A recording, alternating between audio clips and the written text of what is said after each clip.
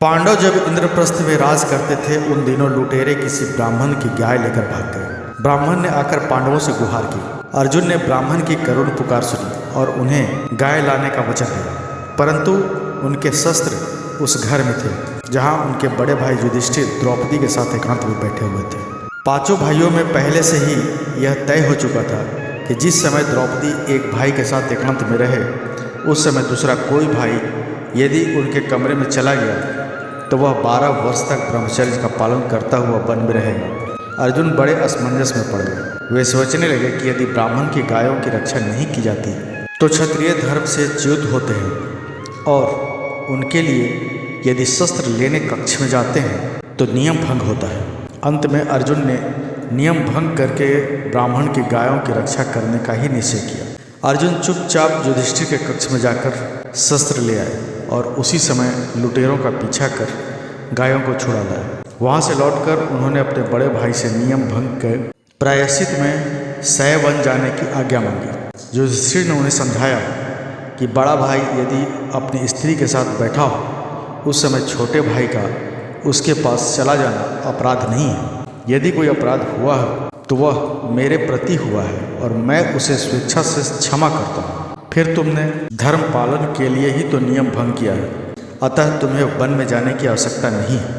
उन्होंने युधिष्ठिर के समझाने पर भी सत्य की रक्षा के लिए नियम का पालन करना आवश्यक समझा और वनवास की दीक्षा लेकर वहाँ से चल दिए। वे इंद्रप्रस्थ से तीर्थ यात्रा पर निकल गए थे। तीर्थ यात्रा करते अर्जुन प्रभास क्षेत्र में जा पहुँचे, जहाँ भगवान श्री कृष्ण को अर्जुन के वनवास व उनके प्रभास क्षेत्र में होने का समाचार मिला। तब वे तुरंत अर्जुन से मिलने वहाँ जा पहुँचे। वहाँ से दोनों रैवत पर्वत पर चले गए। कुछ दिनों तक रैवत पर्वत पर व्यतीत कर श्री कृष्ण अर्जुन से बोलते हैं, हे पार्थ, अब तुम मेरे साथ द्वारका चलो। अर्जुन बोले, नहीं केशव, मैं वनवासी हूँ, मेरा राजमहल में रहना उचित नहीं होगा। उनके ऐसे वचन सुनकर श्री कृष्ण बोले, हे कुंती नंदन, क्या तुम और मैं अभिन्न हैं?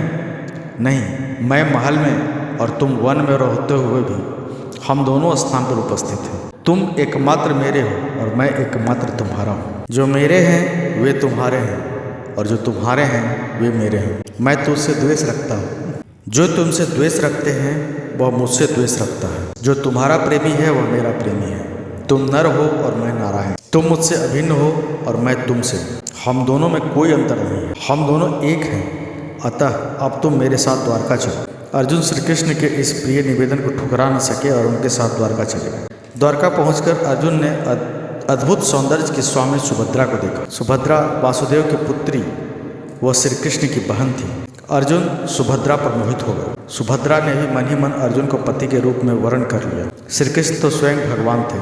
अंतर्यामी होने से वे दोनों के हृदय की बात जान गए। एक दिन जब वासुदेव की पुत्री सुभद्रा पार्वती की पूजा करके द्वारका लौट रही थी, तब श्री कृष्ण की आज्ञा से अर्जुन ने सुभद्रा को रथ पर बैठा लिया और सुभद्रा के साथ अपने नगर की ओर जाने लगे। द्वारका के क्षत्रियों को जैसे सुभद्रा हरण का पता चला, वे अर्जुन से युद्ध करने के लिए उद्यत हो उठे।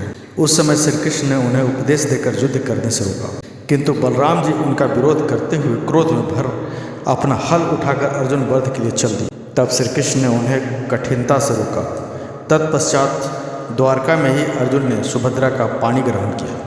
तो मित्रों, आपको ये कहानी कैसी लगी कमेंट करके ज़रूर बताएं। वीडियो को लाइक कर दें, चैनल को सब्सक्राइब करके बेल आइकन दबाना न भूलें ताकि हमारी वीडियो संबंधित नोटिफिकेशन आपको हमेशा मिलती रहे। धन्यवाद।